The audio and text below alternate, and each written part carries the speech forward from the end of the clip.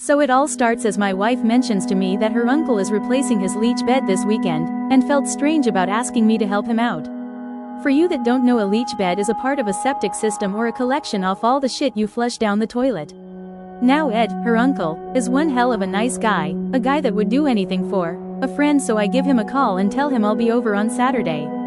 Once there I discover that it will be Ed, Ernie the backhoe operator, and Ed's two son-in-laws and myself, attempting this deed. I'm thinking cool, we have a backhoe and a couple of extra guys to help with the labor. Cup of coffee and a donut later we start digging. The lid to the septic tank was already uncovered, so the next thing to do is start digging along the side of it with the backhoe to find the existing pipe that leads to the septic system. The sound of a crack was the first sign that we found the plastic pipe that was followed by deadly vapors of past ass excrement close behind. So I, being the working type, hop down in the ditch boots covered in what can only be described as shit juices and dig around the pipe so that Ernie, the backhoe operator, can see what the fuck he is doing. Now we go to the exit hole on the septic tank and start a new trench to run lines to the leach bed. As my wife's uncle Ed tells me that we have to make sure the outlet on the tank is clean and ready for the new pipe. This consists of not only standing in ass juice but reaching my hand into the biles of hell to scrap any remnants of shit off the side of the outlet on the septic tank. All the while my face inches away from ass juice, pure shit lumps, toilet paper, and tampons. I should mention at this time that Ed, the owner of this house, has 4 daughters and a wife. You would not believe the number of tampons that 5 women could produce.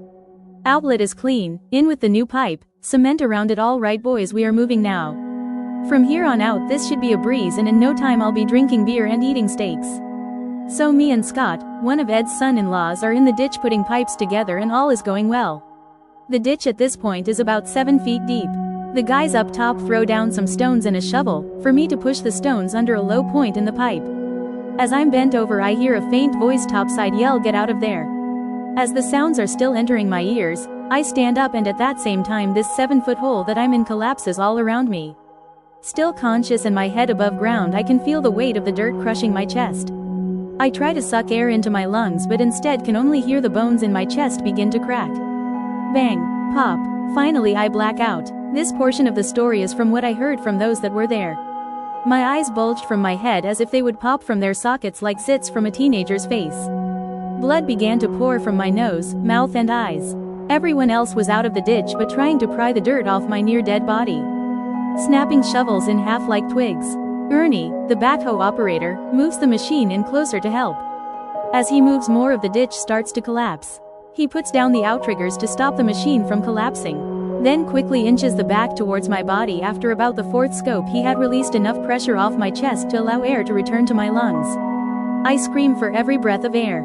Scott holds my arm trying to pull me out of the ditch as they continue to dig.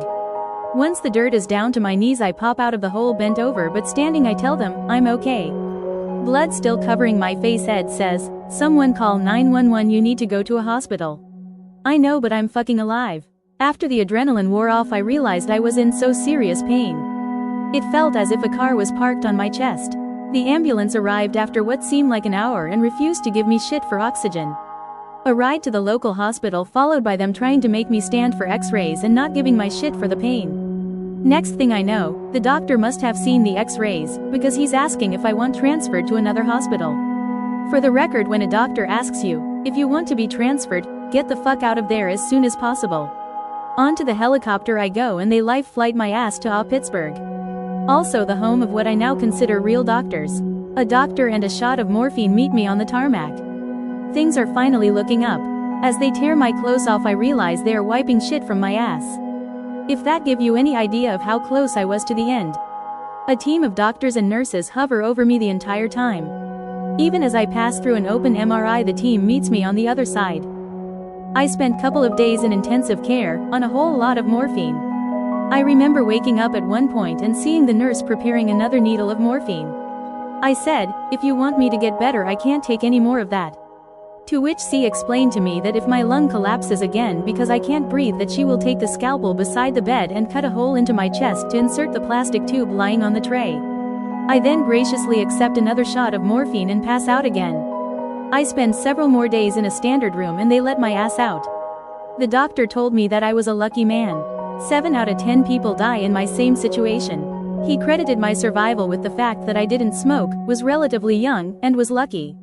This all happened to me on July 27, 2002. I broke at most if not all of my ribs in multiple spots, punctured a lung and bruised both my lungs. I thought for sure that I was going to die that day. As a matter of fact, when I was in that ditch, I thought I had died.